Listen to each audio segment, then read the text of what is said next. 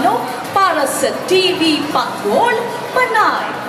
Kinhatagan sang pasidungog sang lokal nga panguluhan sang syudad ang 7 ka mga Ilonggo nga may dako nga kontribusyon sa pag-uswag sang syudad sang Iloilo. Sa pagsaulog sang Diamond Jubilee sang syudad sang Iloilo, kinhatag ang pinakamataas nga pasidungog sa 7 ka mga Ilonggo nga padayon nga nagahatag sang dako nga kontribusyon sa pag-uswag sang syudad. Ang Golden Salakot, Hubo ni Maricodo, Pugala sang Dakbanwa sang Iloilo. Ang salakot ang nagasimbolo sa otoridad, gahom, kaalam, kapisan, katungog sang isa ka Ilonggo. Ang ABS-CBN Iloilo ang kabahin sa programa kag nagasaludo sa tagsa kakapamilyang Ilonggo.